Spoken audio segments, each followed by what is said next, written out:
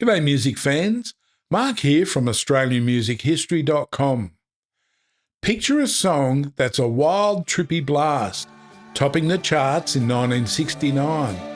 That's The Real Thing by Russell Morris, a Melbourne classic that's pure Aussie rock history.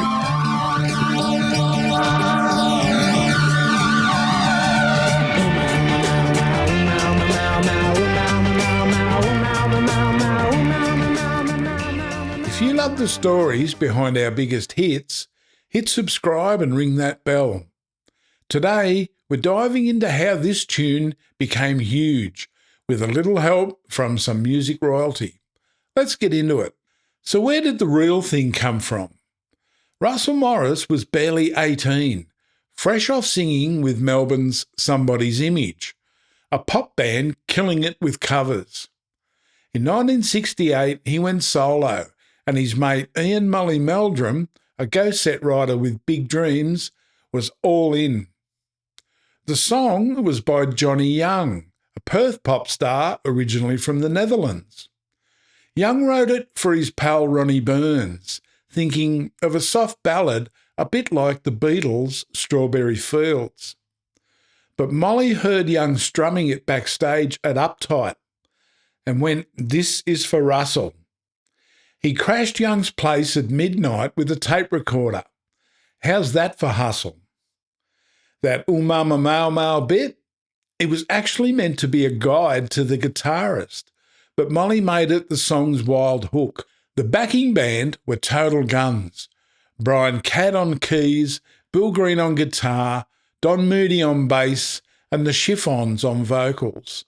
These were Aussie music's finest, cooking up something massive. Let's talk charts, because The Real Thing was a cracker. Released on Columbia, catalogue number DO8710, it hit the Kent Music Report on March 22, 1969. It reached number 1 on May 17th, nudging out Peter Sarstedt's Where Do You Go To My Lovely. It held the top spot for 2 weeks before the Beatles' Get Back rolled in. With a 26-week run, it nabbed number 4 on the 1969 year-end charts. Not bad for a first go. Molly Meldrum produced it, with John L. Sayers engineering it at Armstrong Studios. The cost was a whopping $10,000, album money back then. The B-side, It's Only a Matter of Time by Hans Poulsen, kept it smooth. It even cracked the US, hitting number 1 in Chicago, Houston and New York on the Diamond label. Radio ate it up, thanks to Molly and Russell's road trip to win over DJs. Why did it land? In 1969, Australia's music scene was alive. Shows like Uptight and GTK were boosting local talent. The Real Thing wasn't some fluffy pop tune. It was a 6-minute psychedelic trip, full of odd sounds and a vibe that said, dare to be different. It slotted right into the late 60s push for bold music, holding its own against giants like the Beatles or the Stones. So what's its legacy? The Real Thing turned Russell Morris into a star.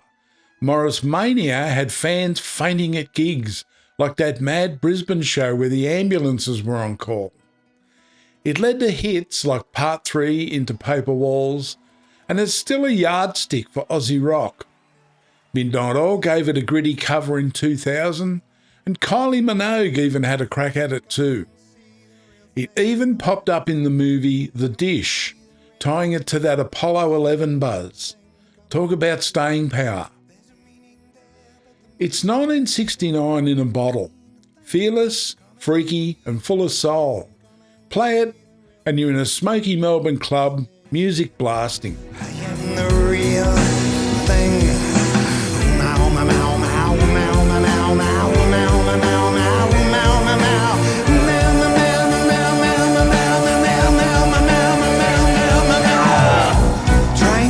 meow. Russell's still out there, belting out the blues these days, but not for too much longer, as he's recently announced a retirement tour. So that's the real thing, a 1969 hit that's still rocking. Love this? Hit that like button and share it with your mates. Subscribe for more Aussie tunes. Were you swept up in Morris Mania, or did you come across it later? Leave a comment below, I read them all. Next time, we'll have another classic for you, so stick around and I'll catch you soon.